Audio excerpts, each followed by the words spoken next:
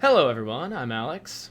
And I'm Koray. And we're the Super Thought Bros. Today we are talking about Resident Evil 5, which we just completed a playthrough of on our stream. Koray, what were your overall thoughts of the game? The first playthrough, by the way. Yes, yeah. It was our first game that we played together all the way through, a plot-driven game all the way through, and it was a grand time. Go ahead. My thoughts, I think, initially are that, like, this was actually sort of like the perfect game to do first for us. Mm-hmm. I feel like it was about, what do you think, 10 to 12 hours maybe? Yeah. I think that's like such a good length for a game that you're streaming, first of all, just so that there's some continuity, but it doesn't last like too long. Initial thoughts as somebody who has played almost every other Resident Evil game is that this is definitely one of the weaker entries in the series. That's interesting. Yeah, I mean, you and I talked a little bit on stream about the narrative, and I just think like the story is especially weak. And for me, that was the only part that I was like, "Ooh, I just want to get through this because I'm really not interested in this story." Now, as someone who actually has maybe once or twice like popped my head into a Resident Evil game, but I don't have any recollection of playing too many. What makes this plot so inferior to the other ones? Just like that really campy, like, ooh, I'm the villain, and like I'm doing everything in my power to take over the world. I don't know. There was something just kind of vanilla about that. And then also I think that the fact that the game was cooperative, they had to make it like sort of linear in a way that almost felt like it was just like putting breadcrumbs down that we were picking up to go in the right direction. And I would say that some of the better Resident Evil games have a little bit more like of an explorative aspect where you aren't so much pointed right in the direction you need to be going. Mm-hmm. Now, as someone who doesn't play a whole lot of shooters, I was certainly nervous going into it, but sure. It didn't, it has your shooters from third-person perspective, but it doesn't feel necessarily as much of like a shooter as it is. It's a little more of like a shooter-based RPG. It doesn't feel like overwhelming. No element of the gameplay is super overwhelming in one direction because you have upgradable weapons, you have an inventory and whatnot. So as someone who doesn't do a lot of shooters, I appreciated that, and I never felt overwhelmed. I felt like the gameplay was pretty approachable in that way. Yeah, that you got to like settle into a rhythm with it. Totally. Yeah, it doesn't ever. I wouldn't say it ever gets really sweaty. Like you're kind of always like, I got a handle of things. Maybe some of the boss battles you have to figure things out, but I would say for the most part, like, it's not especially challenging in terms of combat. So, speaking of boss battles, and without spoiling anything, some of the later game stuff, it's interesting, Koray, because I felt like I feel like for most of the game, we never really had a problem with ammo. Yeah. And then I feel like the end of the game was like, how well did you conserve your ammo in the last chapter? And that became the main mechanic. How did you feel about that? I felt like it didn't matter until that last chapter. I also feel like there's definitely a sense that like the management of which guns you choose to have towards the end is really important, and that kind of caught us off guard. Like we were like, oh shit, all of a sudden we don't need this gun at all, but we definitely need this gun. And then speaking of bosses particularly, I felt like it was very much, you have to figure out what to do. But once you figure it out, all the bosses really consisted of seemed to be dodging and shooting, and if you ran out of ammo, then you die.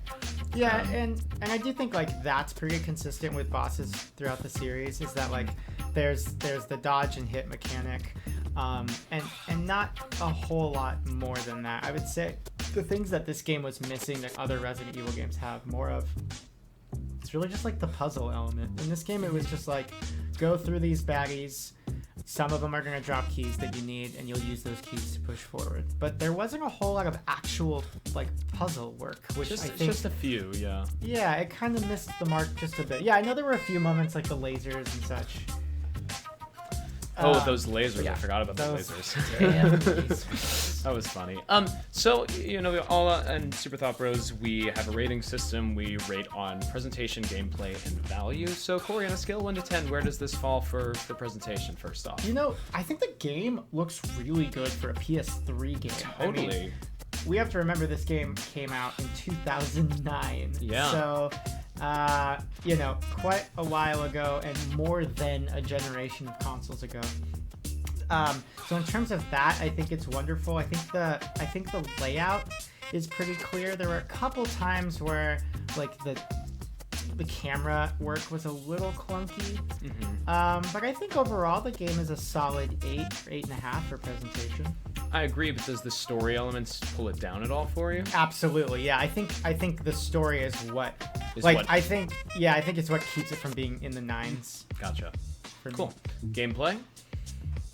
I don't know. I'm actually more curious to hear your side for gameplay. I enjoyed it a lot. Like, look, I don't play a lot of games in the world of Resident Evil's gameplay, so like I said, I was nervous, but I had a great time with it. I definitely feel like our roles were that you were like the big boy and I was there for support a lot of the time, but I didn't mind that role at all.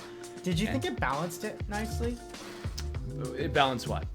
The difference between the two characters, because it was slight. Like there were a couple things you could do that I couldn't, and vice versa. Yeah, I think the parts where one of us was isolated from the other felt to be pretty normal. It probably was a little bit skewed towards you because you're the main character and you're the man and all that. But I felt like it was that's another video. But yeah, I thought it was very well balanced. I had a great time playing it. I think it's solid, and I like the gameplay a lot. Yeah, I think it's even for a non-shooter guy, I think it's a 8-ish. Okay, so we're floating around 8s, and I think that brings us to value. And the game is rather short, and I'm not sure how much additional content there is. Would you I know there's some DLC. Would you have any desire to play this game again? To a certain degree. I mean, I think that like knowing what to expect now, it would be an interesting game to speedrun because it is so linear that you would know exactly what you need and how. Isn't there an achievement where if you play the game through in under a certain amount of time, you get some spooky gun? Didn't you tell me that? I think there's also achievement for if you do it without dying once. Gotcha. There's a couple, and that's very Resident Evil. It's very Capcom to come up with those sort of incentives. But I would say the value for me is more like a 7. Yeah, that feels about right.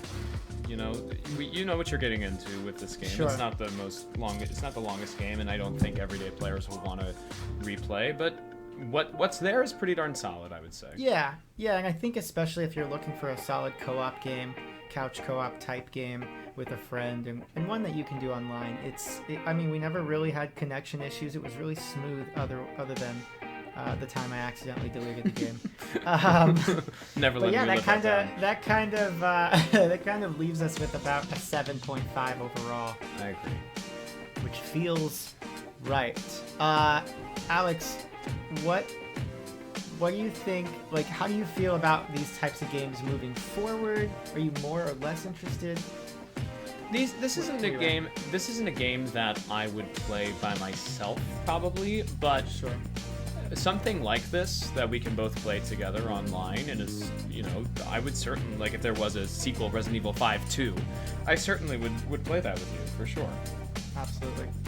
Well, guys, I think that wraps up our impressions of Resident Evil 5, our first Super Thought playthrough as a duo on stream.